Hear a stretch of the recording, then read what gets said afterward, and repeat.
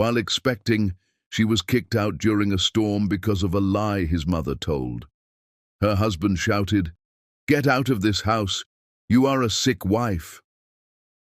3 hours later, the police called in horror, and her husband turned pale when he realized what had really happened. Hi, my beautiful family.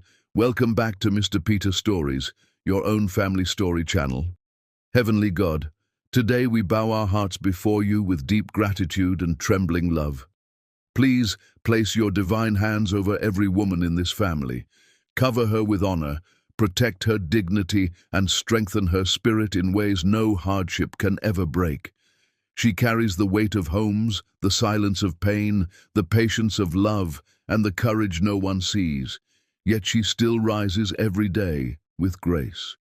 Bless her body with health, her mind with peace, and her heart with comfort that reaches her in quiet moments when no one asks how she is. Lord, reward every woman for the tears she never showed, the sacrifices she never counted, and the love she gave without conditions. Let her never feel invisible, never feel weak, never feel alone. Surround her with respect in this world and mercy in every step she takes. May her prayers be answered before they leave her lips, and may her life be filled with warmth, safety, and deep, lasting joy.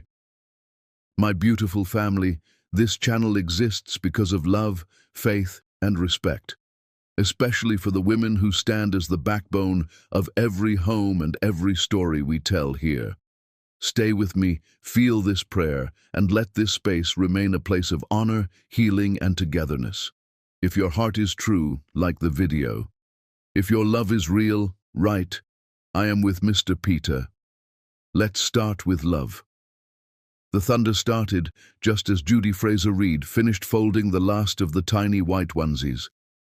7 months pregnant, her back aching and her feet swollen, she stood in the nursery of their suburban home and felt something close to peace. The baby kicked hard against her ribs, and she smiled, pressing her hand to the spot. She'd spent the entire afternoon preparing this room, painting the walls a soft cream color, arranging stuffed animals on the shelf, hanging tiny clothes in the closet. Everything perfect, everything ready.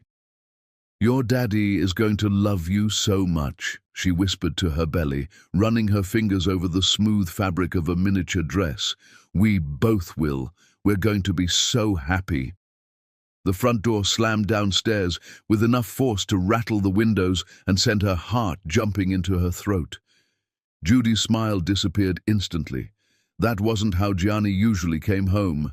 He always called out for her, always came up gently, always kissed her belly before kissing her lips. This was different.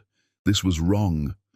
She moved toward the stairs, one hand on the railing, the other supporting her heavy stomach. Each step down felt heavier than the last, like her body knew something her mind hadn't caught up to yet. "Gianni? Honey, is everything okay?" No answer. Just footsteps pounding up the stairs, fast and angry, taking them in aggressive bounds. Gianni appeared at the top of the landing, his face twisted into something she'd never seen before, not even in their worst arguments. His eyes were wild, red-rimmed like he'd been crying or shouting or both. Behind him came his mother, Lorraine Reed, dressed in an expensive navy suit, her silver hair perfectly styled, her expression cold and victorious like a general surveying a conquered battlefield. "Gianni, what's wrong?" Judy reached for him, confusion and fear flooding through her veins. "What happened? Did something happen at work?" He jerked away from her touch like she'd burned him, like her fingers carried poison. "Don't! Don't you dare touch me with those lying hands!" Judy's heart started hammering against her ribs, matching the frantic kicks of the baby inside her. "What are you talking about? What happened? Please, you're scaring me." Lorraine stepped forward, her heels clicking against the hardwood floor with military precision. She held a manila folder like a weapon, like evidence at a trial. "Show her, Gianni. Show her the proof of what she's done to this family." "Proof of what?" Judy looked between them, her mind racing through possibilities, coming up empty. Someone please tell me what's going on, please. Gianni threw the folder at her feet with such force that papers scattered across the hardwood floor like accusations. Official-looking documents with laboratory letterheads, complex charts with lines and percentages she didn't understand. But the words at the top were clear enough, damning enough: DNA paternity analysis. "Pick them up," Gianni said, his voice shaking with barely controlled fury. Every word precise, cold, measured. "Pick them up and explain to me how you got pregnant 3 weeks before our wedding. Explain to me whose baby you're really carrying." The room tilted, the walls seemed to close in. Judy grabbed the doorframe to steady herself, her legs suddenly weak. "What? Gianni, that's not... I don't understand what you're saying." "The DNA test doesn't lie, dear." Lorraine's voice was silk over steel, sweet and poisonous. "That baby you're carrying, it's not my son's child. I had a private lab analyze your ultrasound measurements. They confirmed conception occurred weeks before your wedding. You were already pregnant when you trapped him into marriage." "That's insane!" Judy's voice cracked, desperation clawing at her throat. "Gianni, you know that's not true. You know it. We didn't even... We waited until after the wedding. You insisted on that because of your family's values, remember? You said you wanted everything to be right, to be proper." But Gianni wasn't listening. His eyes were fixed on the papers at her feet, on the dates and numbers and scientific language that condemned her. His jaw was clenched so tight she could see the muscles jumping. "The lab confirmed it. Conception date puts it 3 weeks before we got married. 3 weeks, Judy. Who was he? Who did you sleep with and then lie to me about? Was it that guy from your work? That friend from college? How long have you been playing me for a fool?" Something flickered in his eyes then. Something that looked like doubt. Like the part of him that knew his mother had manipulated him before, had controlled every aspect of his life, had driven away every friend and girlfriend she didn't approve of. The part of him that looked at his wife's tear-stained face and thought, "She's telling the truth." But that doubt was terrifying, because believing Judy meant standing up to his mother, meant confronting her, meant being the bad son, and Gianni had spent 30 years avoiding that confrontation. So he pushed the doubt down, buried it, chose the easier path. Tears started streaming down Judy's face, hot and fast, blurring her vision. "There was no one. Gianni, please look at me. Look into my eyes. You know me. You know I would never do something like that. I love you. This is our baby, our child. I thought I knew you." His voice broke on the words, raw pain mixing with the anger. "I thought you were different from all the women my mother warned me about. But she was right. She said you were just after my money, that you weren't good enough for this family, that girls from your background always had ulterior motives. And I defended you. I fought with her for months, damaged my relationship with my own mother because I believed in you, because I thought you loved me."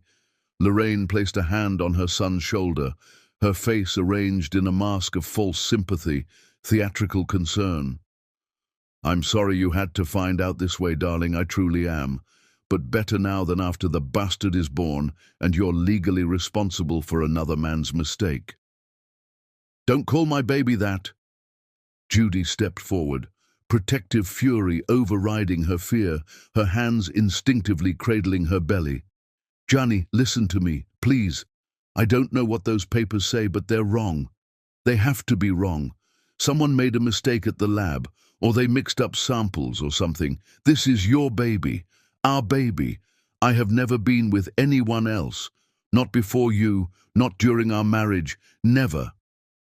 Outside, the storm that had been threatening all day finally broke with apocalyptic fury. Rain slammed against the windows like fists trying to break through. Thunder cracked so loud it shook the foundation of the house. Lightning split the darkening sky in jagged white scars. Gianni looked at his wife, at her tear-stained face, at her swollen belly carrying what he now believed was another man's child, at the life he thought they were building together, and something inside him snapped clean in half. Get out! Judy's breath caught in her chest. What? Get out of this house! His voice was ice now. All the warmth she'd fallen in love with burned away to frozen ash. You are a sick wife, a liar, a manipulator. I don't want to see you or that bastard child ever again. Gianni, please! Judy reached for him desperately, her hands shaking. It's storming outside. I'm 7 months pregnant. Please just let me explain. Let me take another test. Let me prove. He grabbed her wrist and dragged her toward the stairs, his grip firm and unyielding. Not hard enough to bruise, but hard enough to show he meant every word. Judy stumbled, trying to keep her balance with her heavy belly throwing off her center of gravity, her other hand gripping the railing to keep from falling. Gianni, stop! The baby! That's not my baby! He was shouting now, years of his mother's careful poison finally finding its mark, finally taking root. You lied to me. You used me. You trapped me with another man's child, and I was stupid enough, blind enough, fool enough to fall for it, to think you actually loved me. They were at the front door now, Gianni's hand on the knob. Rain was hammering against it like something alive and angry, trying to break through. The wind howled like a wounded animal. Judy could see lightning splitting the sky through the window beside the door, could see the streets already flooding with rushing water. Please, she begged, both hands on her stomach, feeling the baby kick in distress, feeling her own heart breaking into pieces. Please don't do this. I'm telling you the truth. I swear on my life, on my mother's grave, on everything I believe in, this baby is yours. Just let me stay until the storm passes. Then we can talk. We can go to a different lab. We can figure this out together. There's nothing to figure out. Gianni wrenched the door open. Wind and rain exploded into the house like a physical assault, soaking the hardwood floors, tearing at the curtains. The proof is right there in black and white. I want you gone. Now. Tonight. Forever. Gianni, I'm begging you. He pushed her, not violently but firmly, decisively, out into the storm. Judy stumbled down the front steps, her hands trying to catch herself, her clothes instantly soaked through. Rain blinded her. Wind tore at her hair. She turned back, reaching for the door with desperate hands, but it was already slamming shut in her face. The lock clicked with brutal finality. Gianni! She pounded on the door with both fists, screaming over the thunder and wind. Please, I'm pregnant. Please don't do this to us. Through the window beside the door, she could see him standing in the hallway, his mother's hand on his shoulder, both of them watching her like she was a stranger, a criminal, something to be disposed of. Then Lorraine reached over and closed the curtains with a sharp pull, cutting off even that last connection. Judy stood there in the rain, shaking from cold and shock and disbelief, one hand supporting her belly as the baby kicked frantically inside her, sensing her distress. Lightning illuminated the flooded street, the abandoned cars, the debris already flowing past. She had no phone, no wallet, no keys. Everything was inside the house, inside the home that was no longer hers. A contraction hit without warning, sharp and sudden and wrong. Too early, too strong, too painful. Judy gasped, doubling over on the front lawn as pain ripped through her abdomen. The baby was in distress. She needed help. She needed a hospital. She needed someone to believe her. She started walking, stumbling down the flooded street in the darkness. Rain pounded her like fists from heaven. Thunder drowned out her sobs. Another contraction hit, this one stronger, more insistent, and she fell to her knees in rising water that soaked through her clothes and chilled her to the bone. Help! She tried to scream, but the storm swallowed her voice like it had never existed. Somebody help me, please, my baby. Lightning flashed, turning the world white for one terrible second. Thunder answered like the sky was breaking apart, and Judy Fraser-Reed collapsed face down in the flood. The last thing she felt before darkness took her was her baby kicking weakly inside her dying body, fighting for a life that was slipping away with every second. 3 blocks away from the house where her husband had thrown her out to die. 3 blocks away from the man who chose his mother's lies over his wife's truth, 3 blocks away from everything she thought her life would be. Inside the Reed house, Gianni sat on the couch, the DNA papers scattered around him like fallen leaves. His hands were shaking. His mother brought him tea in his favorite mug, set it on the table with a satisfied smile. His phone rang. He stared at it, let it ring. It rang again, and again. Finally, on the 4th call, he answered. What? The voice on the other end was professional, urgent, controlled, but carrying an undercurrent of emergency. Mr. Reed, this is Officer Martinez with the City Police Department. We need you to come to City General Hospital immediately. Gianni's blood ran cold. His grip tightened on the phone. Why? What happened? Sir, your wife was found unconscious in the street during the storm. She's in critical condition. The baby may not survive. Sir, how quickly can you get here? The phone slipped from Gianni's hand, clattered to the floor. He looked down at the DNA papers, at his mother's satisfied face, at the locked front door where he'd pushed his pregnant wife out into a storm to die. His face drained of all color, all blood, all life. Oh God, he whispered, his voice breaking, what have I done? Chapter 2. The Awakening.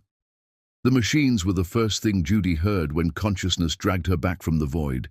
Steady beeping, the hiss of oxygen, voices murmuring somewhere far away. Everything hurt. Her body felt like it had been torn apart and badly reassembled. She tried to move, and pain exploded through her abdomen, sharp enough to make her gasp. She's waking up. A woman's voice, professional and gentle. Mrs. Reed, can you hear me? Don't try to move. You're in the hospital. You're safe now. Judy's eyes fluttered open. White ceiling tiles, fluorescent lights too bright.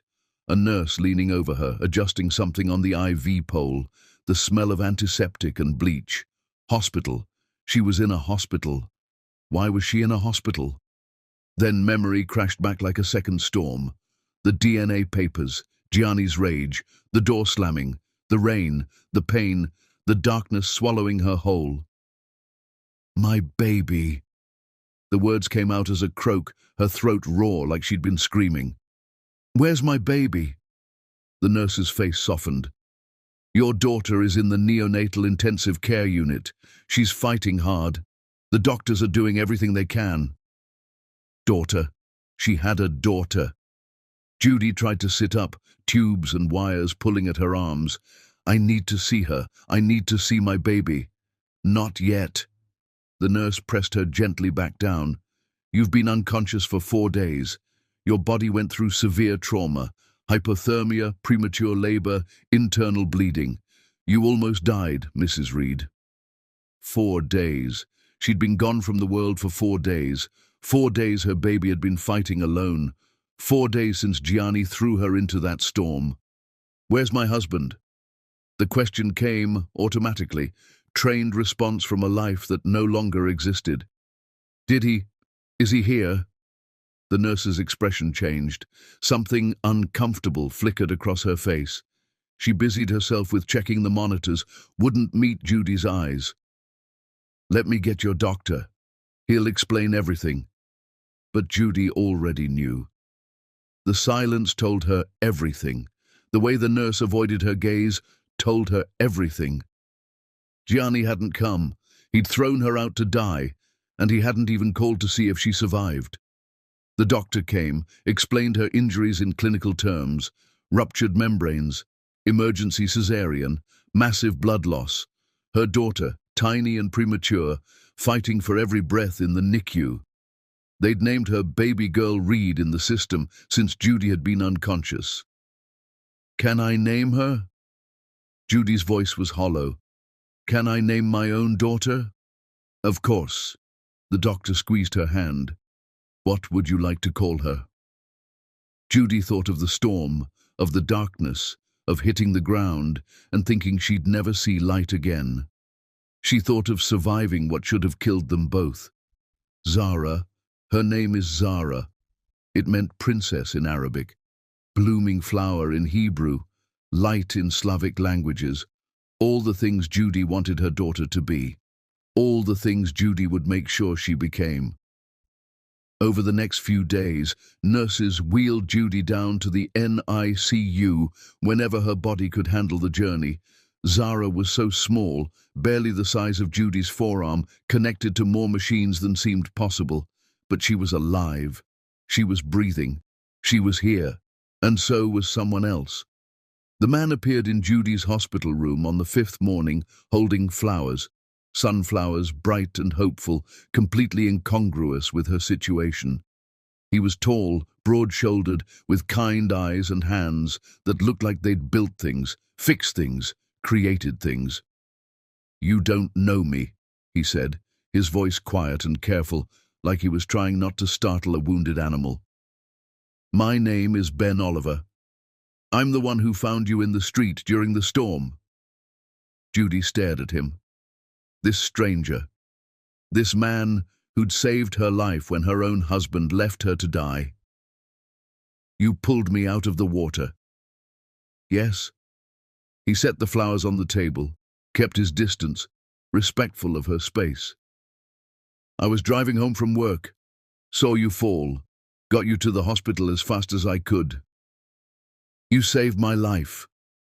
The words felt inadequate. "You saved my daughter's life." Ben's expression was unreadable. Anyone would have done the same thing. But that wasn't true. Judy's own husband hadn't done the same thing. Her own husband had pushed her into that storm and locked the door. "Have you?" She had to force the words out. "Has my husband been here? Has Gianni come to see me or the baby?" The silence that followed was more devastating than any answer could have been. "No," Ben finally said, his voice gentle but honest. "According to the nurses, he hasn't called, hasn't visited, hasn't asked about either of you." Something inside Judy shattered completely. Not her heart, that had already broken. Something deeper, some fundamental belief about the world, about love, about the man she'd married. It crumbled to dust and blew away. "I see." Her voice was eerily calm, empty of emotion, because there was simply too much emotion to process. "Thank you for telling me the truth." Ben moved closer, his hands in his pockets, like he didn't know what to do with them. "I've been paying your medical bills. I hope that's okay. I know it's overstepping, but I couldn't leave you dealing with that on top of everything else." Judy looked at this man she'd never met before 5 days ago, this stranger who'd done more for her in less than a week than her husband had done in 3 years of marriage. "Why? Why what? Why are you doing this? You don't know me. You don't owe me anything. Why would you save me and then stay?" Ben was quiet for a long time. When he finally spoke, his voice carried old grief, old guilt. "I lost my wife and daughter 6 years ago. Car accident. Drunk driver. I was supposed to be driving them that day, but I had a work emergency. My wife drove instead." He looked out the window at the city beyond. "I couldn't save them. But I could save you. And once I'd saved you, I couldn't just walk away and leave you alone. Not when you needed someone." Judy felt tears sliding down her face. Not for herself this time, but for this broken man trying to fix his past by saving strangers in storms. "I'm so sorry." "Don't be." He turned back to her, and his eyes held a quiet strength she'd never seen in Gianni's, even in their best moments. "You survived something that would have killed most people. You're stronger than you know." "I don't feel strong." Judy wiped her eyes with shaking hands. "I feel destroyed. Destroyed things can be rebuilt." Ben's voice was certain, like he knew this from experience. "Stronger than before. Better than before. You'll see." Later that night, after Ben had left, after the nurses had done their rounds, after the hospital had settled into its nighttime rhythm, Judy lay in her bed and stared at the ceiling. She thought about Gianni, sleeping peacefully in their house.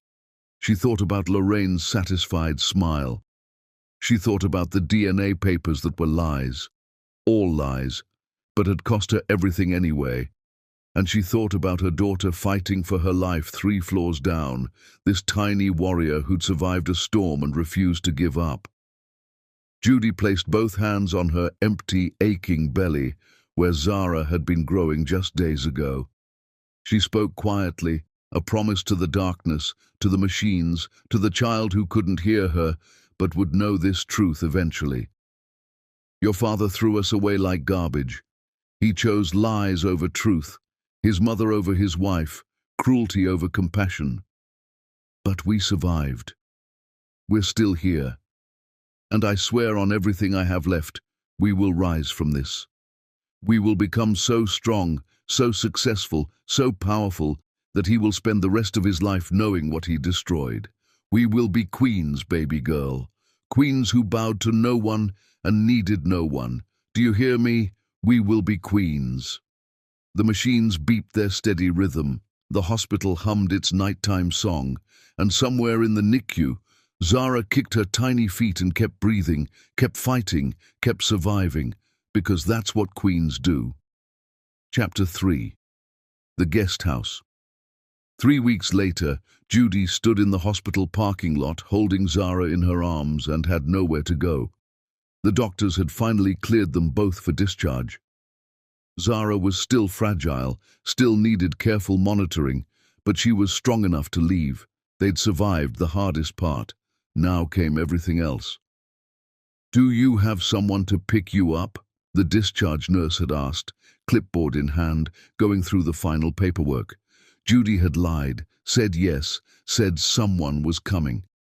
The nurse had smiled and wished her luck and left her there with a folder full of instructions for caring for a premature infant and absolutely no plan for what came next. She had no house. Gianni had changed the locks. Her name wasn't on the lease.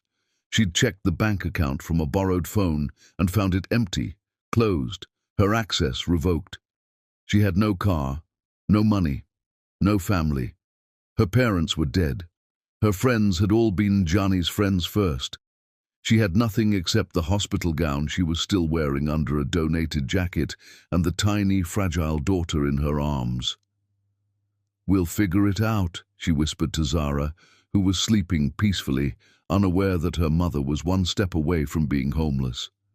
"Somehow, we'll figure it out." "You're not figuring anything out today." Ben's voice came from behind her. She turned to find him walking across the parking lot, keys in hand. "You're coming with me." Judy shook her head automatically. "Ben, I can't ask you to." "You're not asking. I'm offering. I have a guest house on my property. 2 bedrooms, full kitchen, completely separate from the main house. You'll have privacy, security, everything you need." He stopped a few feet away, giving her space. "Zara needs a safe place to recover. You need time to figure out your next steps. Let me help." "Why?" Judy's voice cracked. "Why do you keep helping me? You've already done so much. The hospital bills, the flowers, staying with me.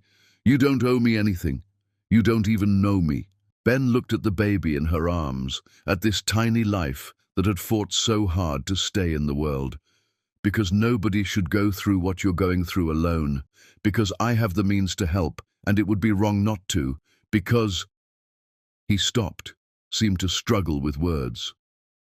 "Because walking away from you and Zara would feel like walking away from them all over again. My wife and daughter. And I can't do that. I won't do that." Judy felt something shift in her chest. Not love. Not yet. But something just as powerful. Recognition. Of one broken person seeing another broken person and choosing to share the burden instead of adding to it. "Okay. Okay?" "Yes." She adjusted Zara in her arms, feeling the weight of her daughter, the weight of this decision, the weight of starting over with nothing but the charity of a stranger. "Okay. Thank you. But this is temporary. Just until I can figure things out. I'll pay you back. Every penny of the hospital bills, the rent, everything, I promise." Ben's smile was small but genuine. I'm not worried about that. Come on, let's get you both home. The drive to Ben's property took them out of the city, into an area where houses sat on acres of land instead of cramped lots. Ben's estate was beautiful, all rolling green lawns and mature trees, a long driveway leading to a massive main house that looked like something from a magazine. But he drove past it, around to the back where a smaller house sat nestled among oak trees, private and peaceful. Here we are. He parked, came around to help her out of the truck. I had my sister stock the fridge and the baby supplies. If you need anything else, just let me know. The guest house was more than Judy could have imagined. Hardwood floors, high ceilings, large windows, letting in natural light. The furniture was comfortable, but not ostentatious.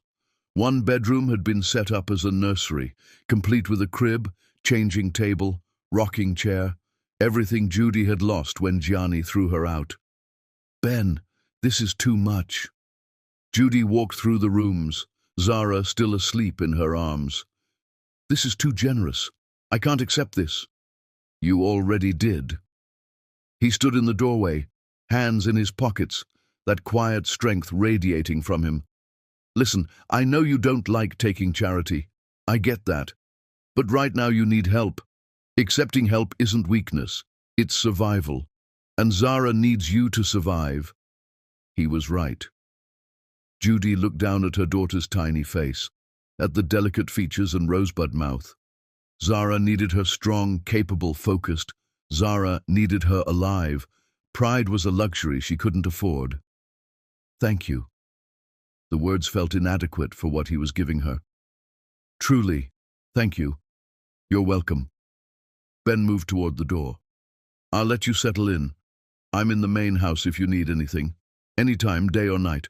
My number's on the fridge.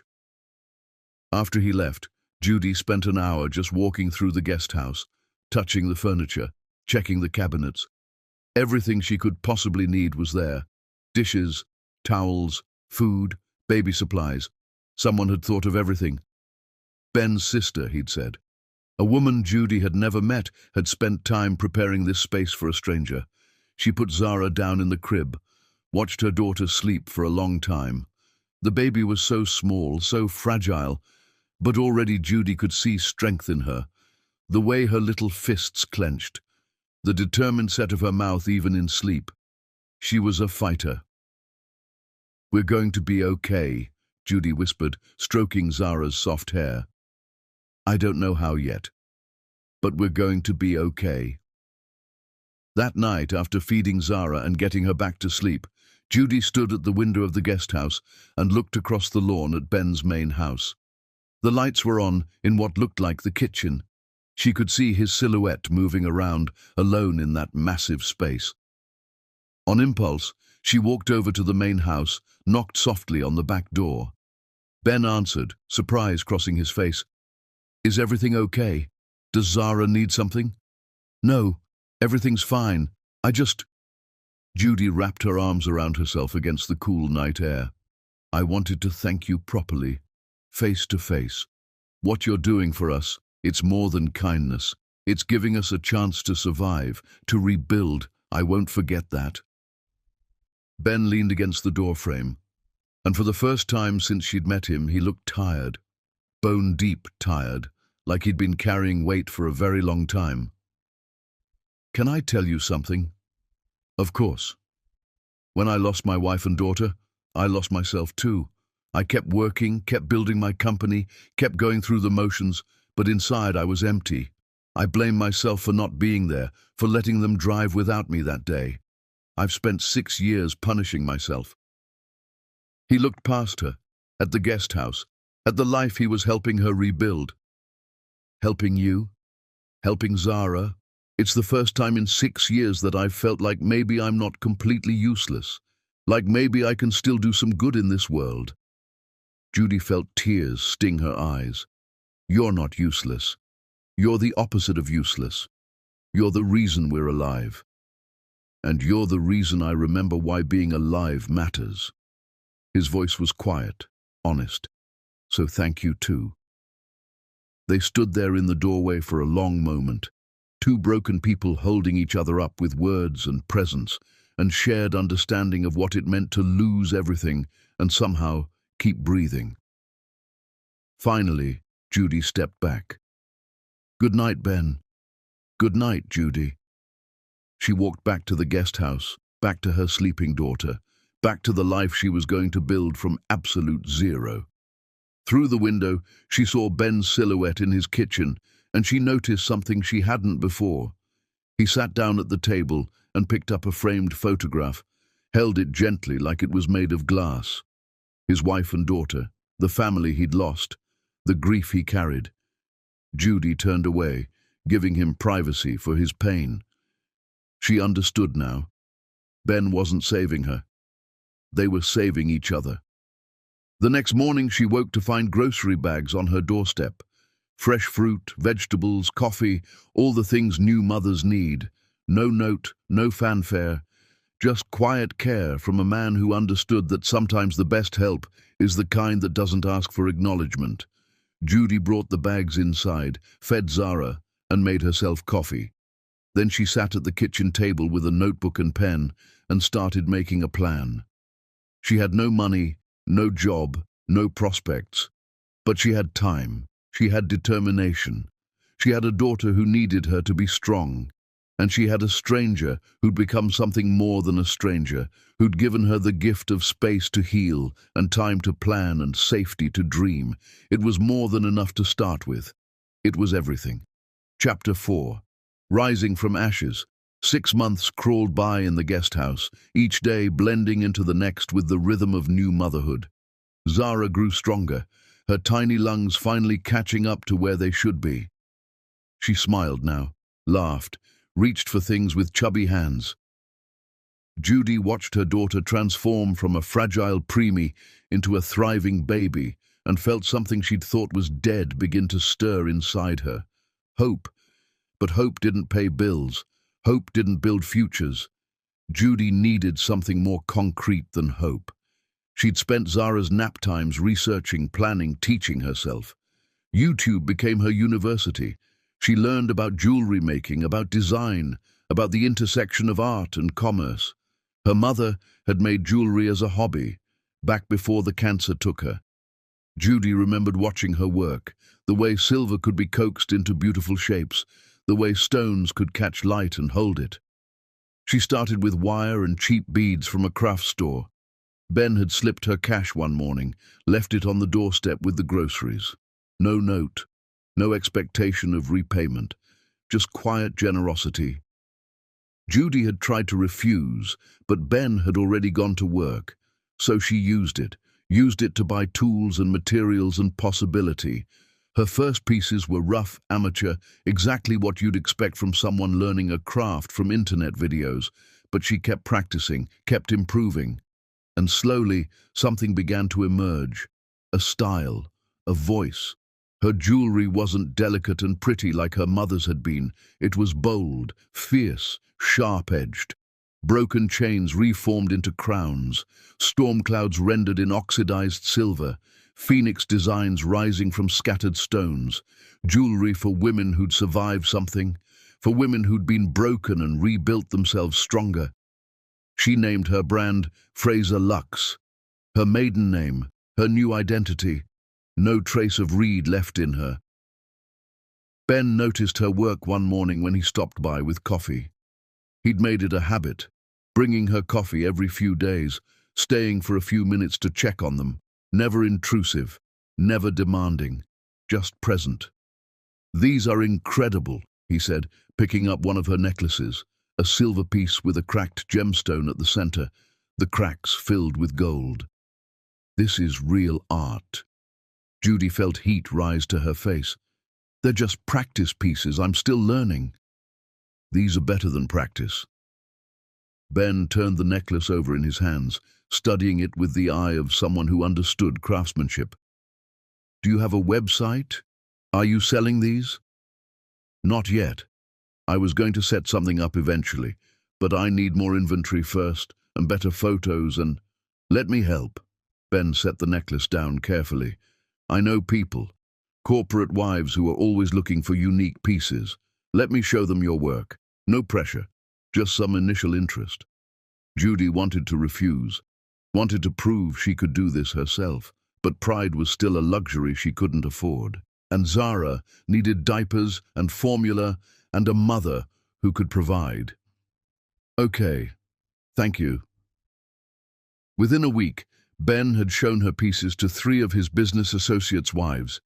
Within 2 weeks, she had her first order. A custom necklace for a CEO's wife, willing to pay more than Judy made in a month at her old retail job. She worked on that piece like her life depended on it, because it did.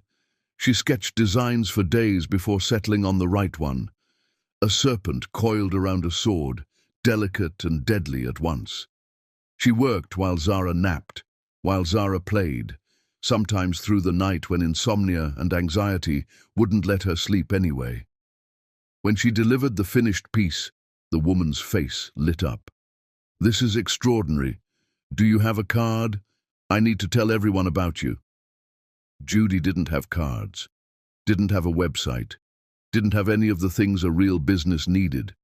But she had Instagram, and she had a phone, and that night she posted her first photo. The serpent necklace against black velvet, lit dramatically, captioned simply, "Fraser Lux, for the women who refuse to break." The CEO's wife shared it, tagged her friends, and suddenly Judy's phone was exploding with messages, orders, questions, interest, real tangible interest in her work. The orders came in faster than she could fill them. She worked until her fingers bled, until her eyes burned, until Zara cried for attention, and Judy had to force herself to stop and be a mother instead of a desperate woman trying to build an empire from wire and stones. Ben found her one night at 2 in the morning, sitting on the guest house porch, crying from exhaustion and stress, and the overwhelming feeling of being so close to something, but not quite able to reach it. "Hey." He sat down beside her, didn't touch her, just offered presence. "What's wrong?" "I have 50 orders." Judy wiped her eyes angrily. 50 people want my jewelry, and I can't fill them fast enough. I'm one person with a baby and a broken life, and I can't keep up, and I'm going to fail and disappoint everyone, and—" "Stop!" Ben's voice was gentle but firm. "You're not going to fail. You're going to hire help. You're going to expand. You're going to build this business properly." "With what money?" Judy laughed bitterly. "I'm barely scraping by as it is." "With my investment." Ben pulled out a check, already written, already signed. "Consider this a business loan. 0 interest. Pay me back when you can. Use it to hire an assistant, buy better equipment, rent a proper workspace, build Fraser Lux into what it deserves to be." Judy stared at the check. The amount made her dizzy. "Ben, I can't accept this. It's too much. You've already done too much." "I'm not giving you charity. I'm investing in a business I believe in a woman I believe in."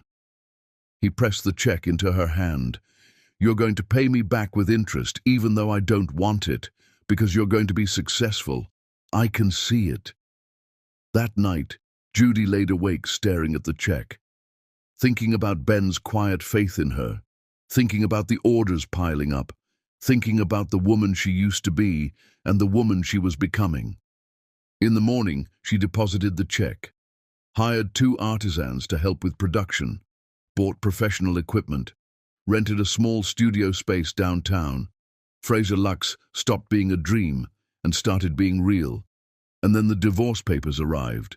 The courier came on a Tuesday morning, handed her the envelope with bored efficiency. Judy signed for it with Zara on her hip, opened it standing in the doorway. Legal language. Dissolution of marriage. Abandonment cited as cause. Infidelity cited as cause. All lies, all poison Gianni had swallowed, and now was spitting back at her through lawyers. She should have felt something. Anger, grief, something. But all she felt was cold relief. This was the final cut, the final severance from the man who'd thrown her into a storm. She signed the papers that afternoon, didn't read them carefully, didn't fight for anything, Didn't want anything from him except distance. Just signed her name in all the required places and put them in the return envelope. Before she sealed it, she took one of her necklaces, the first one she'd ever made, rough and imperfect, a broken chain reformed into a crown. She wrapped it in tissue paper and tucked it in with the divorce papers. No note, no message, just the jewelry. A crown for the queen he'd thrown away. Ben found her that evening sitting on the porch, the signed papers beside her, staring at nothing. "You okay?" He sat down, his presence steady and calm. He filed for divorce, cited abandonment and infidelity, all lies. But he believes them, or wants to believe them. I don't know which is worse. I'm sorry. I'm not. Judy picked up the envelope. This is freedom. This is the door closing on that life. I don't want anything from him. Not his name, not his money, not his apologies. I just want him gone. She walked to the mailbox at the end of the driveway, Ben following silently. She put the envelope in, raised the flag. Done. Finished. Over. I used to think love meant something, she said quietly, watching the envelope sitting there waiting for pickup. I used to think marriage was sacred, that vows mattered, that when someone said they loved you, they meant through everything, through doubts and storms and lies told by bitter mothers. But I was wrong. You weren't wrong. Ben's voice was certain. He was wrong. The right person would have believed you, would have questioned his mother, would have chosen you. Judy turned to look at him. This man who'd chosen her every single day for months without asking anything in return. Why didn't you ever get remarried? After your wife? Because I couldn't find anyone I wanted to protect more than I wanted to protect myself. He met her eyes. Until now. The words hung in the air between them, heavy with meaning, neither of them was ready to fully acknowledge. Judy looked away first. I should get back. Zara will be waking up soon. Judy, thank you, Ben, for everything, for being here, for believing in me when I didn't believe in myself, her voice caught, for being what he should have been. She walked back to the guest house before he could respond, before the moment could become something more complicated than either of them could handle. But that night, lying in bed with Zara sleeping peacefully in her crib, Judy let herself think about Ben's words. Until now. Until her. She pressed her hands over her face and told herself firmly that she couldn't afford to think about that, couldn't afford to feel anything for anyone. She had a business to build, a daughter to raise, a life to construct from rubble. Love was a luxury she'd already paid for once. She wouldn't make that mistake again. But as she drifted off to sleep, her last thought was of Ben's eyes when he said those words. The way he looked at her like she was something precious instead of something broken. And despite everything, despite all her promises to herself, she felt something warm unfurl in her chest, something that felt dangerously like hope, the kind of hope that could destroy you if you weren't careful, the kind that could save you if you were brave enough to let it. Chapter 5. The Billboard. 18 months after the storm, Judy Fraser stood in downtown traffic and stared up at her own face, looming 40 feet tall above the street. The photographer had captured her in profile, chin raised, eyes fierce, one of her crown necklaces catching light around her throat. Bold white text proclaimed, "Fraser Lux, forged in fire, built to last." Her business had exploded beyond anything she could have imagined. What started as wire and cheap stones in Ben's guest house had become a multi-million-dollar brand. Celebrities wore her pieces on red carpets. Fashion magazines featured her designs. She'd opened 3 boutiques, hired a full staff, moved production to a real facility, and now there was a billboard, her face, her success, her middle finger to everyone who'd ever counted her out. She took a photo on her phone, sent it to Ben with the caption, "Made it, boss." He responded immediately with a string of celebration emojis and "I knew you would." She was still living in his guest house, had been for the entire 18 months. She'd offered to move out a dozen times, but Ben always found reasons why she should stay. The guest house was going unused anyway. Zara loved the space to run around. The commute to the city would be hell from anywhere else. All valid reasons, all excuses for them both. Because the truth was, neither of them wanted her to leave. They'd fallen into a rhythm, a partnership that wasn't quite friendship and wasn't quite family, but was something precious and comfortable and good. Ben still brought coffee some mornings. Judy cooked dinner some evenings. They watched Zara grow together, celebrating her milestones like co-parents who weren't actually parents at all. It was enough. It had to be enough. Judy told herself that every night. That morning, Johnny Reed sat in traffic 3 cars behind where Judy had been standing. He was heading to a client meeting, his mind on contracts and deals and the business that had consumed his life since the divorce. The divorce he'd pushed through without ever speaking to Judy again, without ever seeing his daughter, without ever questioning whether his mother might have lied. He glanced up at the billboard to distract himself from traffic, and his breath stopped in his chest. That face. He knew that face. The shape of her jaw, the curve of her neck, the way she held herself like she was daring the world to come at her. But it couldn't be. It couldn't be Judy. Judy had disappeared. Judy had taken the divorce money and vanished. His mother had assured him of that. Said she'd probably gone back to wherever she came from, said good riddance to trash. But that was her face, older, harder, infinitely more powerful than the soft woman he'd married, but undeniably her. Gianni's hands started shaking on the steering wheel. The car behind him honked. He jerked forward, pulled into a parking lot, sat there staring at that billboard until his eyes burned. Fraser Lux. That was her maiden name. She'd built a business, a successful business, successful enough for downtown billboards. She wasn't broken, wasn't destroyed, wasn't any of the things he'd assumed she would be. She'd survived, without him, despite him, in defiance of him. Something cracked inside Gianni's chest, something he'd been keeping locked for 18 months. That doubt from the night of the storm, the doubt he'd felt when he looked at Judy's face and known deep down that she was telling the truth, that his mother was lying. He'd pushed it down then, chosen the easier path, avoided the confrontation with his mother that terrified him more than anything. But now, staring at Judy's success, at the empire she'd built without him, that doubt roared back with devastating force. He drove to his mother's house instead of his meeting, burst through the door without knocking. Lorraine was in her sitting room, declining slowly, her health failing, though doctors couldn't say why. Guilt, Gianni sometimes thought, though she'd never admit it. "Did you know?" His voice shook. "Did you know she was successful? That she built a company?" Lorraine's face went pale. "What are you talking about?" "Judy! There's a billboard downtown. She's thriving, and I need to know." He moved closer, something dangerous in his eyes. "Was the test real? Did you really find an independent lab? Or did you pay someone to lie? Johnny, please, tell me the truth." The shout echoed through the house. "I threw my pregnant wife into a storm. I need to know if you lied." Lorraine's composure crumbled. "I was protecting you." The words hit like a physical blow. "What?" "She wasn't good enough.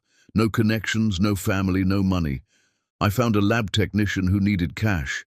He manipulated the ultrasound measurements, made conception look earlier than it was." Her voice was barely a whisper. "I thought I was saving you from a mistake." Johnny's world imploded. "You made me believe my wife cheated. You made me throw her out. She could have died. The baby could have died. But they didn't. They survived. And look, she's successful. You destroyed my family." Johnny's voice went cold. "And I let you, because I was too much of a coward to stand up to you. Because some part of me knew you were lying and I ignored it. because avoiding confrontation with you was easier than believing in my wife." He turned to leave. "Where are you going?" Lorraine's voice was terrified. "To find my daughter, to see if there's any way to fix what we destroyed." He looked back once. "And Mother, I'm done. With you, with letting you control my life. I should have stood up to you years ago, but I didn't, and that cowardice is mine to carry. I'm dying." Her voice cracked. "The doctors say 6 months. You can't leave me now. You were my mother, but you stopped being family when you destroyed mine." He walked out, sat in his car outside her house, and broke completely. Not for his mother, but for Judy, for Zara, for the life he'd destroyed because he'd been too weak to choose courage over comfort. He'd spent his whole life being a coward, and in the one moment when courage mattered most, he'd failed. Now he had to face what that cowardice had cost him. He hired a private investigator. Within days, he had a report. Judy lived at Oakmont Estate in Ben Oliver's guest house. His daughter was 2 years old, and another man was raising her. Gianni stared at the surveillance photos until they blurred. That was his daughter. That little girl with Judy's smile. That was Zara. And there was Ben Oliver, standing where Gianni should be standing. He'd lost everything, and he'd given it all to another man. Tomorrow, he decided. Tomorrow, he'd face what he'd done, face his own cowardice, finally take responsibility, even if it was 18 months too late. Chapter 6. The fortress. Gianni pulled up to the iron gates of Oakmont Estate at 9 in the morning, his hands slick with sweat on the steering wheel. The investigator's photos hadn't prepared him for the scale of this place. Rolling lawns, mature trees, the kind of property that screamed old money and quiet power, the kind of place Gianni's mother had always dreamed their family would have. And Judy lived here. His ex-wife, the woman he'd thrown into a storm, lived in a guest house on grounds more impressive than any place he'd ever lived. A security guard approached his car, professional but wary. "Can I help you, sir? I'm here to see Judy Fraser. I'm Gianni Reed. I'm her—" He stopped. What was he? Ex-husband felt like an accusation. The man who destroyed her felt too honest. "I'm her daughter's father." The guard's expression didn't change. "One moment, please." He spoke into his radio, voice low. A pause. Then, "I'm sorry, sir. Miss Fraser doesn't have you listed as approved visitors. You'll need to leave the property. Please, just tell her I'm here. Tell her I need to talk to her. 5 minutes. That's all I'm asking." Desperation made Gianni's voice crack. "Tell her I know the truth about the DNA test. Tell her I know my mother lied. Please." Another radio conversation. Longer this time. Gianni's heart hammered so hard he thought it might explode. Finally, the guard returned. "Sir, Ms. Fraser has asked me to inform you that she has nothing to say to you. She's requested that you leave the property immediately and not return. But I need to see my daughter. I have rights, sir." The guard's voice went hard. "You have no rights here. You need to leave, now. If you return, we'll call the police." Through the gates, Gianni could see the guest house. A small figure appeared in one of the windows. Judy. She stood there looking at him, her face completely blank. No anger, no tears, no emotion at all. Just empty, cold assessment. Like he was a stranger, less than a stranger. Like he was nothing. "Judy!" Gianni got out of the car, moved toward the gate. The guard blocked him. "Judy, please, I was lied to. I didn't know. Please, let me explain." She didn't react, just stood there watching him fall apart at her gates. Then, with deliberate slowness, she reached up and closed the curtains. Shut him out like closing a book she'd already read and had no interest in finishing. That gesture, more than anything else, destroyed him. The absolute dismissal, the complete absence of caring. He wasn't even worth her anger anymore. The guard's hand was on his arm now, firm and unyielding. "Sir, you need to go." Don't make this harder than it has to be. Johnny got back in his car, his whole body shaking. As he turned around to leave, he saw another figure emerge from the main house. A tall man, broad-shouldered, moving with quiet confidence toward the guest house. Ben Oliver, the man from the photographs. Ben didn't even glance at Johnny's car, just walked straight to Judy's door, was let inside immediately. Through the window, Johnny saw him crouch down, saw a small child run to him, saw Ben lift her up with easy familiarity, saw his daughter hug this stranger with pure, uncomplicated love. Johnny drove away with tears streaming down his face. Over the next week, he tried everything. He sent letters, 50 of them. All returned unopened, returned to sender, stamped in red ink. He sent flowers every day. The florist finally called and said she'd been instructed to stop accepting orders for that address. He sent gifts for Zara, toys, books, a massive dollhouse, all returned without even being opened. He showed up at the gates 3 more times. Each time, security turned him away faster. The last time, they threatened to get a restraining order. He tried calling. Her number was disconnected. He tried emailing. The emails bounced back. She'd erased him from her life so completely it was like he'd never existed. Finally, in desperation, he went to her boutique downtown, waited outside until he saw her through the window, talking to staff, holding fabric samples, every inch the successful businesswoman. He walked in, and the moment she saw him, her expression went arctic. "Get out." "Judy, please, I just need to talk to you." "I said get out." Her voice was loud enough that staff and customers turned to look. "You are not welcome here. You are not welcome anywhere near me. I know what my mother did. I know the DNA test was fake. I know I was lied to." The words tumbled out of Johnny in a desperate rush. "I'm not asking you to forgive me. I'm not asking for anything except a chance to apologize. To explain." "Explain what?" Judy's voice could have cut glass.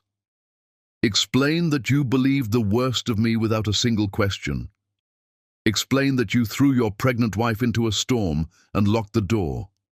Explain that you never called the hospital, never checked if we lived or died, never even asked if your daughter survived.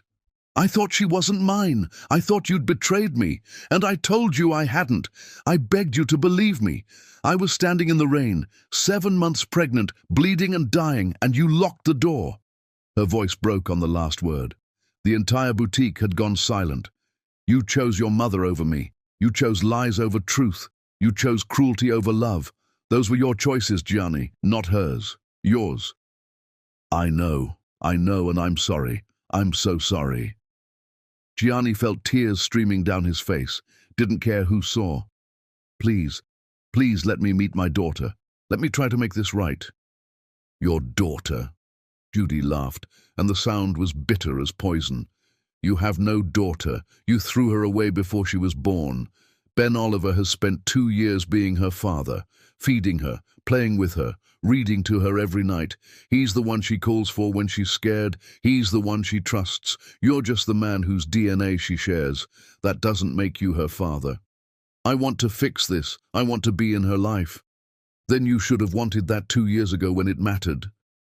Judy turned away from him, spoke to her manager. "Call security. Get him out of my store." "Judy, please." 2 security guards appeared, large men with no-nonsense expressions. They took Gianni's arms, walked him toward the door. He didn't fight. What was the point? At the door, he turned back one last time. "I loved you. I know you don't believe that now, but I did love you, and I destroyed it. I destroyed us.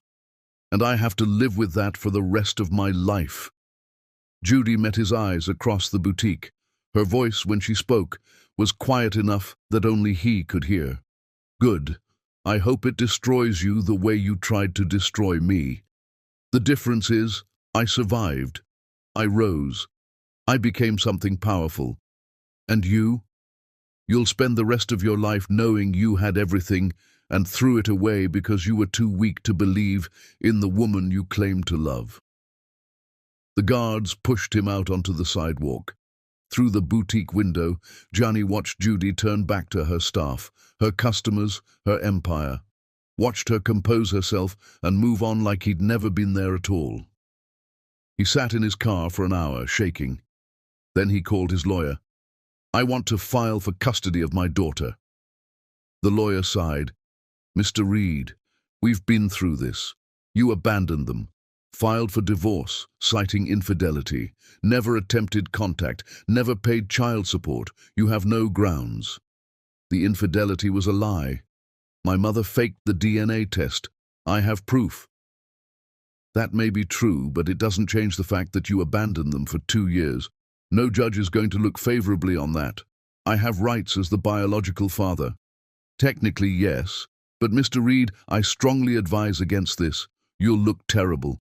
A man who threw out his pregnant wife and then suddenly wants custody after she becomes successful. It's not a good look." "I don't care how I look." Gianni's voice was steel. "I want to see my daughter. If the only way to do that is through the courts, then that's what we'll do." The lawyer was silent for a long moment. "All right, but don't say I didn't warn you. This is going to get ugly." Gianni hung up and stared at the boutique, at the women going in and out with Fraser Luxe shopping bags, at the poster in the window showing Judy wearing one of her crown necklaces, fierce and beautiful and utterly untouchable. He'd made her this way. He'd thrown her into the fire, and she'd been forged into steel, into something stronger than he could ever touch or hurt again. And now, all he could do was batter himself against the fortress she'd built and hope that somewhere deep down there was still a crack he could slip through, still a chance for redemption. But looking at her face in that poster, at the absolute certainty in her eyes, Gianni knew the truth. Some fortresses were built to keep people out forever, and he'd built this one himself, brick by brick, with his own cruel hands. Chapter 7. The Silent Devotion. 1 year later, Zara Fraser turned 3 years old.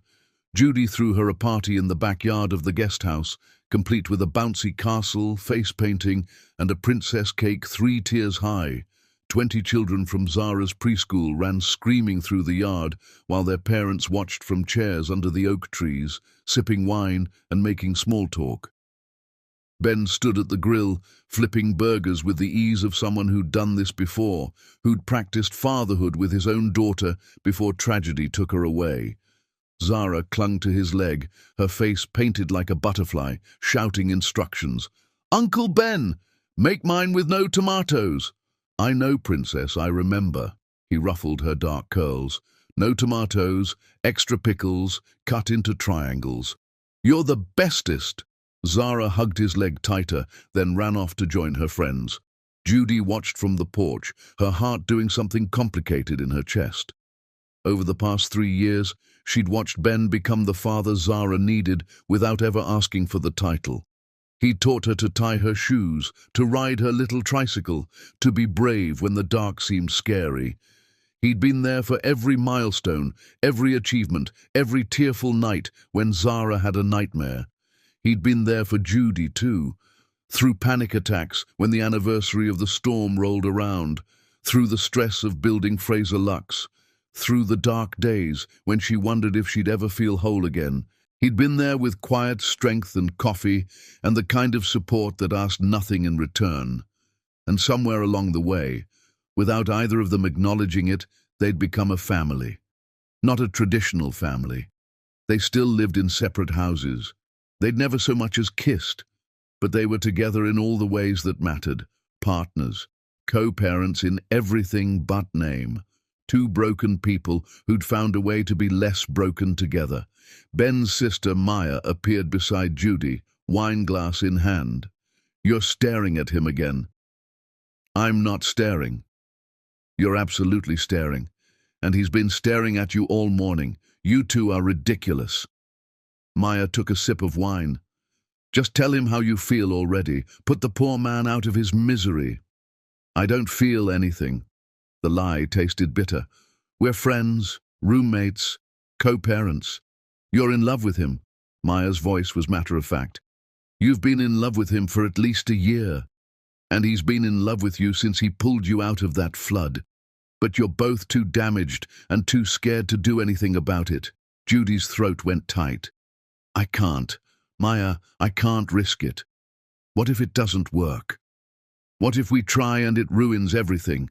Zara needs stability. She needs Ben. I can't risk losing him. So instead, you'll live in this weird limbo forever, never moving forward, never taking the risk? Maya shook her head. That's not living, Judy. That's just surviving. And you've been surviving long enough. Don't you want to actually live? Before Judy could answer, Zara came running over, face sticky with frosting. Mama, Uncle Ben says we can go to Paris. Is that real? Are we really going? Judy crouched down, wiping frosting from Zara's cheek. We're going for business, baby. Mama has meetings there. But yes, we can see the Eiffel Tower and eat lots of pastries. And Uncle Ben's coming? Zara's eyes were wide with excitement. Yes, Uncle Ben's coming. Good. I don't like when Uncle Ben isn't there. It doesn't feel right. Zara threw her arms around Judy's neck. We're all supposed to be together. That's how families work. Out of the mouths of babes, Judy hugged her daughter tight, looked over Zara's shoulder to find Ben watching them with an expression that made her chest ache. Longing mixed with resignation, hope mixed with fear. Everything she felt mirrored in his eyes. The Paris trip happened 2 weeks later. Fraser Lux had been invited to participate in Fashion Week, showcasing Judy's pieces alongside established designers. It was a massive opportunity, a sign that she'd truly made it in the industry. Ben had insisted on coming, framing it as security, but Judy knew it was more than that. They flew business class, Zara pressed to the window, exclaiming over every cloud. Ben sat beside Judy, their shoulders touching in the cramped seats, both of them acutely aware of every point of contact. Paris was a dream. Their hotel overlooked the Seine. Zara was enchanted by everything, her 3-year-old mind blown by cobblestone streets and pastry shops and the sheer oldness of it all. Ben carried her on his shoulders through the Louvre, both of them laughing at the serious paintings. Judy trailed behind with her camera, capturing moments that felt almost painfully perfect. The fashion show was a triumph. Judy's pieces were featured prominently, worn by models who moved like warriors down the runway. The audience response was electric. Buyers placed orders. Fashion editors requested interviews. Judy stood backstage afterward, champagne in hand, feeling like she'd finally stepped into the life she was supposed to have. Ben found her there, his eyes bright with pride. You did it. You actually did it. We did it, Judy corrected. I wouldn't be here without you, without your belief in me. No. Ben's voice was firm. This is all you, your talent, your determination, your strength. I just got to watch you become who you were always meant to be. They were standing too close. Judy could feel the warmth radiating from him, could smell his cologne mixed with the Paris air. The moment stretched, heavy with 3 years of unspoken feelings. Ben, Mama! Zara came running, grabbing Judy's hand. The lady said I can have more petit fours. Can I? Please? The moment broke. Ben stepped back, that careful distance restored. Judy smiled at her daughter. Just one more, baby. Then we need to go back to the hotel. That night, after Zara was asleep in the adjoining room, Judy and Ben stood on the balcony overlooking Paris. The Eiffel Tower glittered in the distance. The city hummed with life below them. It felt like a moment out of time, separate from their real lives back home. Can I ask you something? Judy's voice was barely audible over the city sounds. Always. Why did we never... She couldn't finish the sentence, couldn't put words to the thing that lived between them. Ben was quiet for a long time. When he spoke, his voice was raw with honesty. Because when I pulled you from that water, you looked like my wife, helpless and dying. And I realized I'd been given a second chance. Not to save her, she's gone forever. but to save you. And then I watched you survive, watched you fight for your life and Zara's life, watched you build an empire from nothing. And somewhere in there, I stopped seeing you as someone who needed saving and started seeing you as someone I couldn't imagine living without. He turned to face her, his eyes reflecting the city lights. But you'd been destroyed by someone you loved, betrayed by someone who promised to protect you. And I couldn't. I couldn't risk doing that to you, risk becoming one more person who hurt you. So I stayed quiet, stayed safe. Because having you and Zara in my life as friends, as family, felt better than risking it all and losing you completely. Judy felt tears streaming down her face. Ben, I know it's cowardly. I know it's not fair to either of us. But Judy, you and Zara are everything to me. Losing you would break me in ways I don't think I could survive, so I'd rather have this, whatever this is, than risk having nothing at all. Judy reached for his hand, held it tight. You wouldn't lose us. You couldn't lose us. Don't you see? We're already yours. We've been yours for years. I was just too scared to admit it. Ben's hand tightened on hers. Judy, His phone rang. The spell broke again. Ben answered it, his face going serious. Yes? When? Are you sure? He looked at Judy, something dark crossing his expression. We'll be on the next flight back. What's wrong? That was my lawyer. Gianni filed for emergency custody of Zara. Claims you're an unfit mother because you're living with an unrelated man. There's a hearing scheduled for next week. We need to get home. All the warmth drained from Judy's body. He's taking me to court? He's trying to, but he won't win. Judy, he abandoned you both. No judge will give him custody. But Judy was already thinking about court battles, about lawyers and judges and Gianni's face when he looked at her boutique, about the desperation she'd seen there, about how far he might go to force his way back into their lives. We need to pack, she said, her voice hollow. We need to get home and fight this. The flight back was tense and silent. Zara, the only one sleeping peacefully. Judy and Ben sat awake, hands clasped between them, neither speaking because what was there to say? The moment in Paris was gone, buried under the weight of incoming legal battles. But their hands stayed linked the entire flight. And when they landed, when reality crashed back in with all its complications and impossibilities, they still didn't let go, because some things once claimed can't be unclaimed. And whether they were ready to admit it or not, they'd claimed each other that night in Paris, made promises without words that would change everything going forward. The only question now was whether they'd have the courage to follow through, or whether fear would win again, the way it always had. Chapter 8. The courthouse. The courtroom was smaller than Judy had expected, more intimate, which somehow made it worse. She sat at the defendant's table with her lawyer, a sharp woman named Diana, who'd built her career on defending mothers' rights. Ben sat in the gallery directly behind her, a silent pillar of support. Maya beside him. Zara was at preschool, mercifully unaware that her entire future was being decided by strangers. Gianni sat at the other table with his legal team, 3 lawyers in expensive suits. He looked terrible. Thinner than Judy remembered, shadows under his eyes like he hadn't slept in months. Good. She hoped he hadn't slept, hoped every night was torture.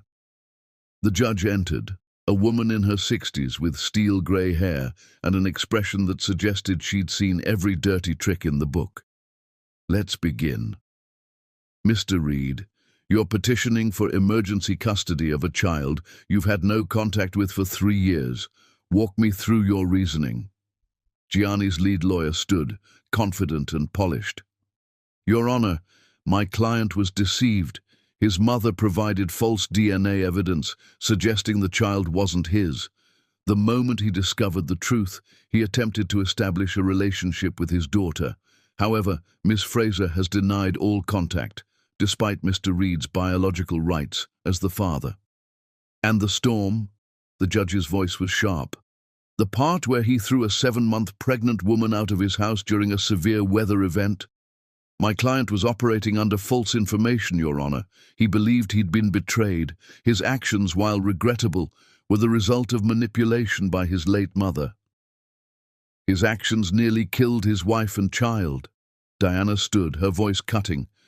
Ms. Fraser was found unconscious in floodwaters. She gave birth prematurely. The baby spent weeks in the NICU. And in all that time, Mr. Reed never called the hospital, never checked on them, never once asked if they survived. Because he believed the child wasn't his. Belief doesn't absolve cruelty, Your Honor. Diana pulled out a folder of documents. Mr. Reed filed for divorce without ever speaking to his wife. He cited abandonment and infidelity, neither of which was true. He emptied their joint bank account, leaving Ms. Fraser destitute with a newborn. He changed the locks on their home. For 3 years he made no attempt at contact, paid no child support, showed no interest in his daughter's well-being. The judge reviewed the documents, her expression growing darker. Mr. Reed, why the sudden interest in custody now? Gianni stood, dismissing his lawyer's attempt to stop him. Your Honor, I made a terrible mistake. I believed my mother's lies and destroyed my family. I've spent every day since learning the truth trying to fix it, but Judy won't let me see my daughter, won't let me apologize, won't give me any chance at all to be a father. You had your chance to be a father 3 years ago. Judy's voice rang clear through the courtroom. You chose to throw it away, literally threw it into a storm and locked the door. I know what I did, and I'm sorry, I'm so sorry. Gianni's voice cracked. But I have rights. She's my daughter, my blood. Blood doesn't make you a father. Ben's voice came from the gallery, quiet but carrying weight. Showing up makes you a father. Being there when she's sick makes you a father. Reading bedtime stories and wiping tears and teaching her to be brave makes you a father, and you've done none of that. Who the hell are you to talk about my daughter? Gianni spun to face him. You're just some guy she's living with. You have no rights here. You're right, I have no legal rights. Ben stood, his presence filling the small courtroom. But I've earned everything else. I've been there for every nightmare, every fever, every milestone. I'm the one Zara calls when she's scared. I'm the one she trusts. And you're the biological accident who tried to kill her before she was born. Your Honor, Gianni's lawyer tried to regain control. This is exactly the inappropriate situation we're concerned about. Ms. Fraser is cohabitating with an unrelated male, exposing the child to a stable, loving home environment. The judge cut him off. Because that's what I'm seeing in these reports. Let me read you some highlights from the social worker's evaluation. She picked up another document. Quote, the child appears healthy, happy, and well-adjusted. She shows strong attachment to both mother and Mr. Oliver, whom she refers to as Uncle Ben. The home environment is stable, safe, and nurturing. The child demonstrates age-appropriate development and socialization. No concerns noted, end quote. She set down the document and fixed Gianni with a stare that could melt steel. Mr. Reed, let me be very clear. You don't get to abandon your family, ignore them for 3 years, and then suddenly demand custody when the mother becomes successful. That's not how this works. I'm not trying to take her away. I just want to meet her, to know her, to have some kind of relationship. Gianni's desperation was palpable. Please, Your Honor, I know I don't deserve it. I know I destroyed everything. But she's my daughter. Doesn't that mean anything? The judge was silent for a long moment, studying him. Finally, she spoke. Against my better judgment, I'm going to grant you 1 supervised visit. 1 hour with a court-appointed supervisor present at a neutral location. After that, the child gets to decide if she wants further contact. Thank you, Your Honor. I'm not finished. The judge's voice went hard. If you upset that child, if you cause her any distress, if you do anything that makes her uncomfortable, I will personally ensure you never see her again. Do you understand? Yes, Your Honor. Thank you. Thank you so much. The judge turned to Judy. Ms. Fraser, I know this isn't what you want, but he does have biological rights, and courts prefer to keep parental relationships intact when possible. However, the child's well-being is paramount. If at any point you feel this arrangement is harmful, you come back to me immediately. Judy nodded, her throat too tight to speak. Outside the courthouse, Gianni tried to approach her. Ben stepped between them immediately, a wall of protection. Don't! I just want to talk to her. You heard the judge. One supervised visit. That's all you get. Ben's voice was ice cold. And if you do anything at all, to hurt that little girl, I don't care what the law says. You'll answer to me. Is that a threat? It's a promise. Ben didn't back down, didn't blink. Judy survived you once. Zara will survive you too. But you're going to have to survive knowing that you had everything and threw it away, and no court order can fix that.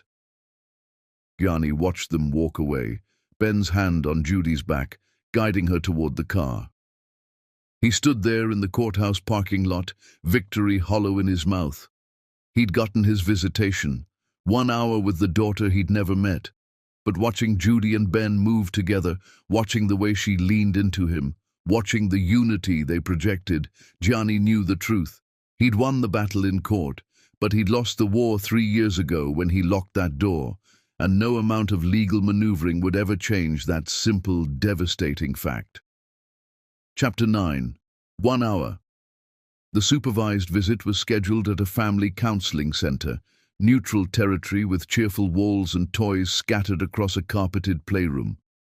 Gianni arrived early, pacing like a caged animal, practicing what he'd say, how he'd explain, wondering if a 3-year-old could possibly understand the word mistake and the weight it carried. The court-appointed supervisor, a kind-faced woman named Mrs. Patterson, watched him with professional sympathy. Mr. Reed, try to relax. Children can sense tension. Just be yourself. Be himself. The man who'd thrown away his family. Great advice. The door opened and Judy entered, holding Zara's hand.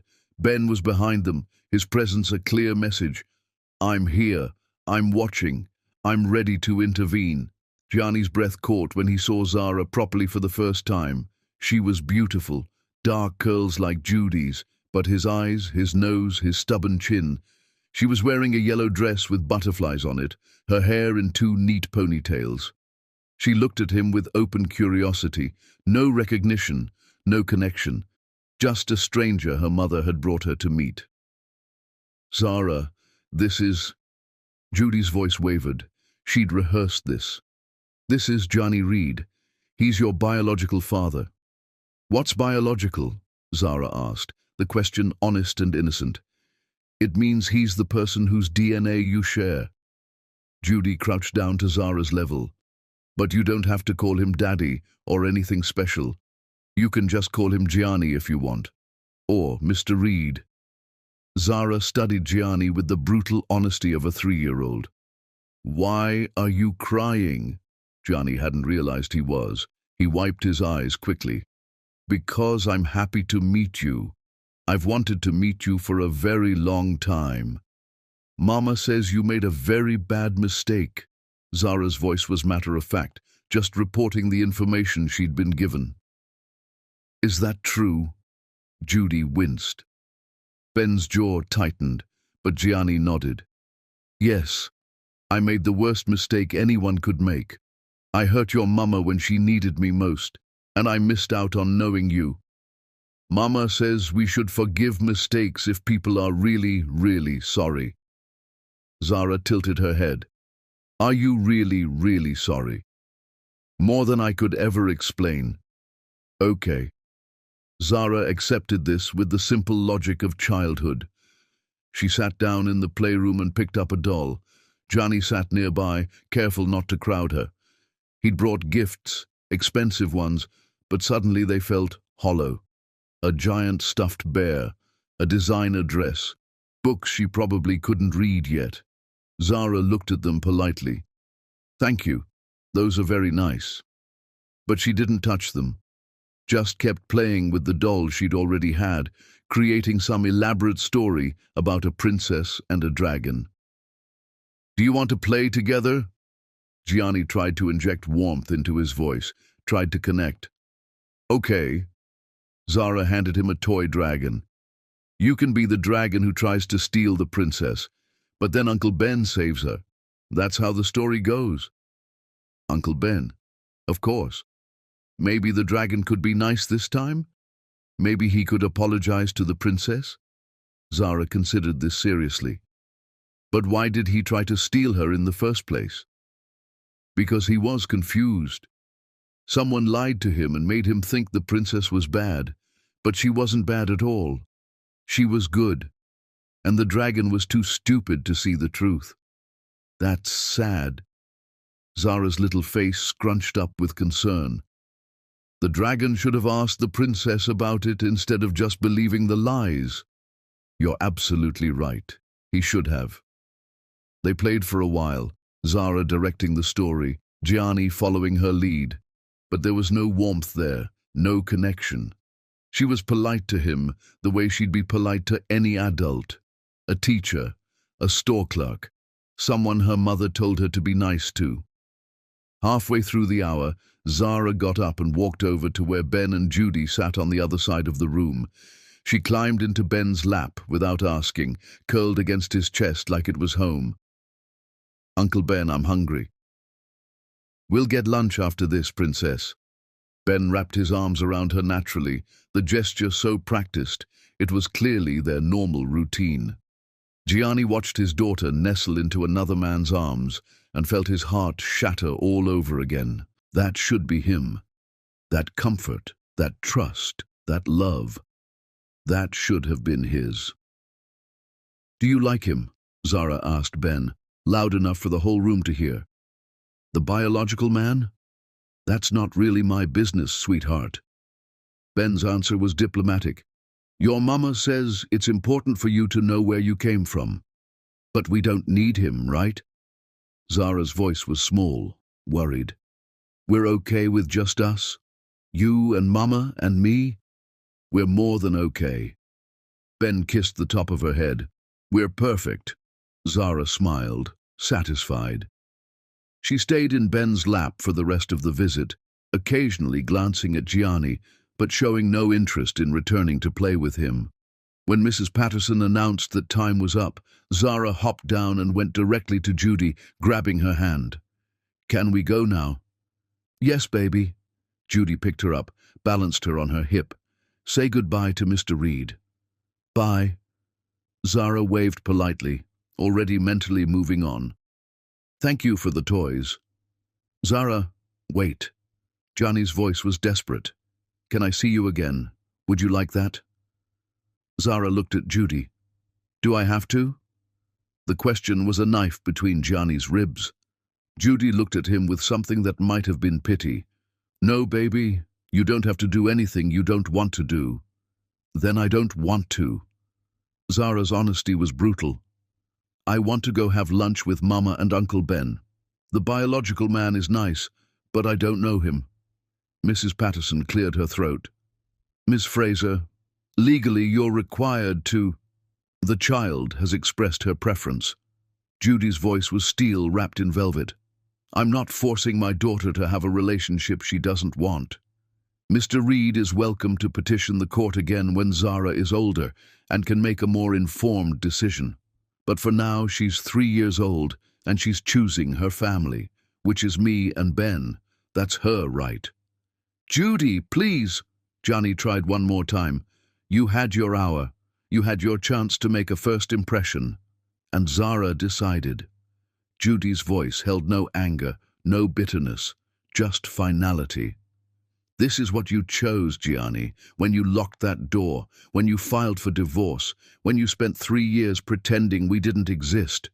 You chose this, and now you get to live with it." She carried Zara out, Ben following, his hand on Judy's back, protective, possessive. The family unit Gianni had destroyed, and they'd rebuilt without him. Through the window, Gianni watched them walk to Ben's truck, watched Ben strap Zara into her car seat while Judy kissed their daughter's forehead. Watched them pull away, the three of them together, complete, no missing pieces. Mrs. Patterson touched his shoulder gently. "I'm sorry, Mr. Reed. These things sometimes take time. Children need to build trust gradually." But Gianni knew the truth. There would be no gradually. There would be no building trust. Zara had chosen her family, and he wasn't in it. He was just the biological accident who'd almost killed her before she was born. He sat in his car for 2 hours after they left, staring at nothing. His lawyer called. He didn't answer. His assistant called about a meeting. He didn't answer. He just sat there, replaying the hour over and over, looking for the moment where he could have changed things, where he could have connected with his daughter. But there was no such moment, because the moment that mattered had happened 3 years ago in the rain, when he'd made his choice. And everything since then was just consequences playing out to their inevitable conclusion. That night, he drove past Oakmont Estate, saw lights on in the guest house. Through the windows, he could see the three of them. Ben was reading to Zara on the couch. Judy was in the kitchen cooking. Normal life. Family life. The life Gianni had wanted once, back before he'd destroyed everything. He drove home to his empty house, poured himself a drink, sat in the dark, and finally let himself acknowledge what he'd been avoiding since that courthouse hearing. He'd lost. Completely, utterly, irreversibly lost. Not just the court case, not just his daughter, but everything. His wife, his family, his chance at redemption. All gone, all destroyed by his own hands. And the worst part? They were happy without him, thriving without him. Better off without him in every measurable way. That hurt more than any punishment a court could impose. The knowledge that he was irrelevant, that the world he'd thrown away had rebuilt itself into something beautiful, and there was no place in it for him anymore. Some mistakes, he realized, you don't get to fix. Some bridges once burned stay burned forever.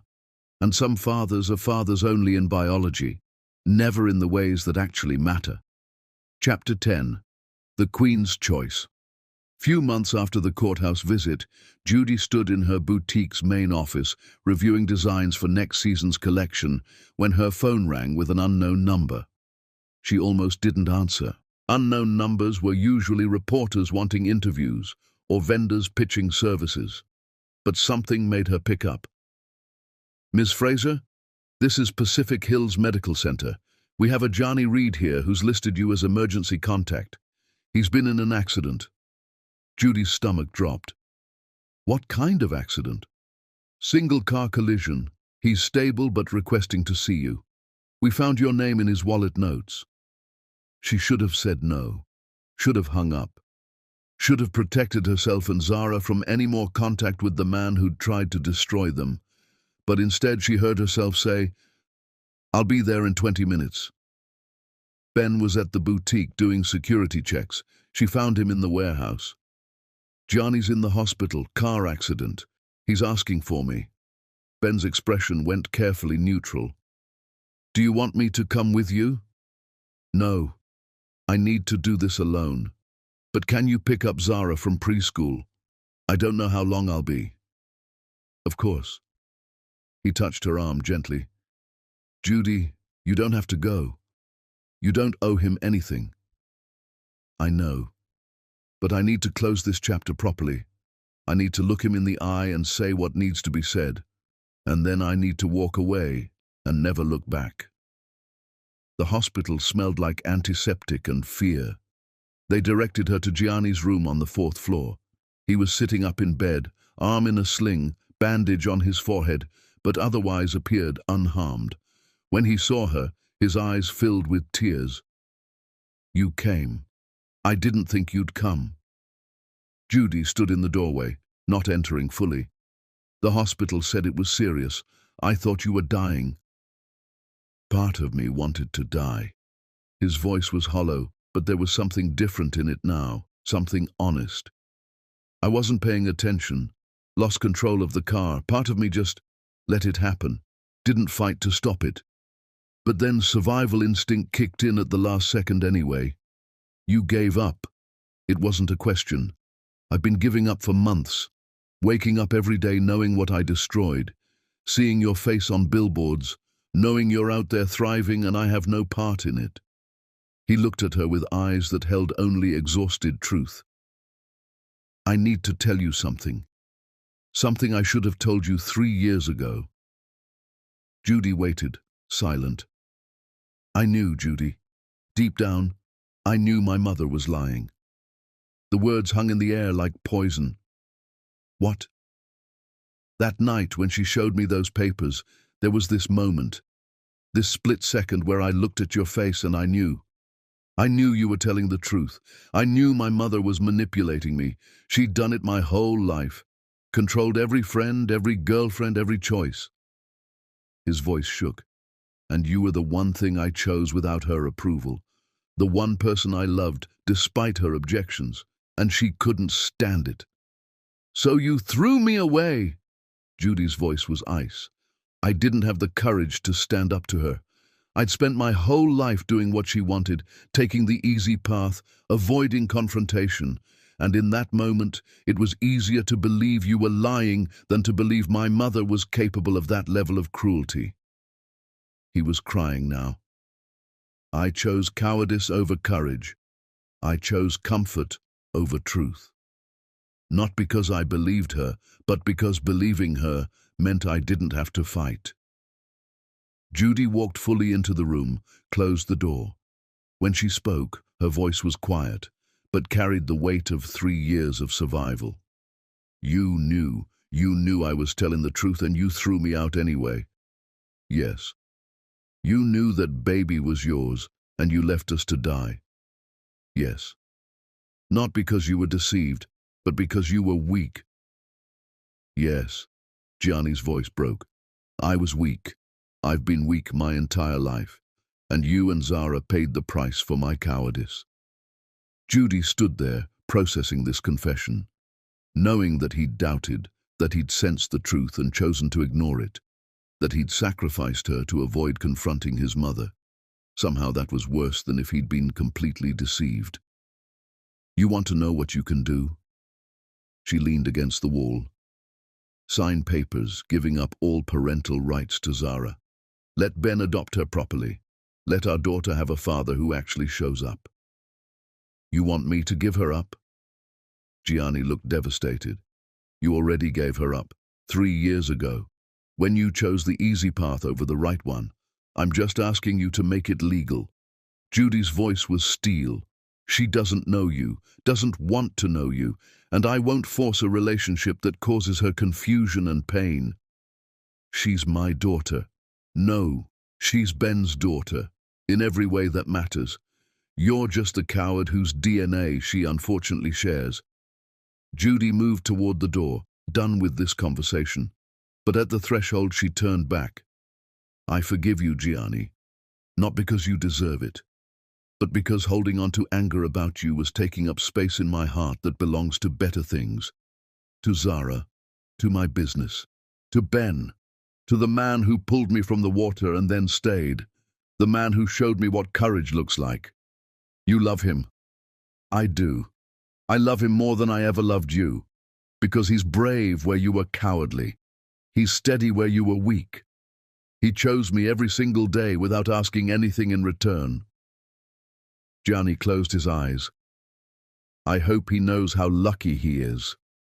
He does, because unlike you, he doesn't take the people he loves for granted. She left then, walked out of that hospital room and didn't look back. Drove home to Oakmont Estate, to the guest house that had been her sanctuary. Ben's truck was in the driveway. Through the window she could see him and Zara making dinner together, both laughing, flower in Zara's hair. Judy sat in her car for a moment, watching them, her family. The family she'd built from ashes and determination, and the quiet devotion of a man who'd saved her, and then never stopped. She went inside. Zara ran to her immediately. Mama, we're making pizza. Uncle Ben let me put on all the cheese. I can see that, baby.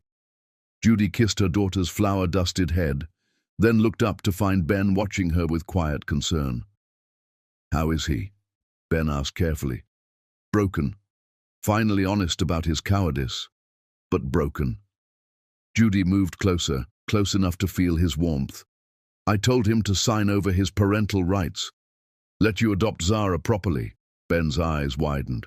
Judy, are you sure? I've never been more sure.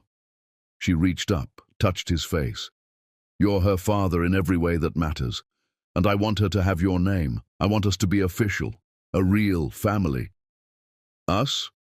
Ben's voice was careful, hopeful. Yes, us. Judy's smile was real, full. I love you, Ben Oliver. I've loved you for a long time. I was just too scared to say it. But I'm not scared anymore. And I love you. Ben's hands cupped her face, his touch gentle and reverent.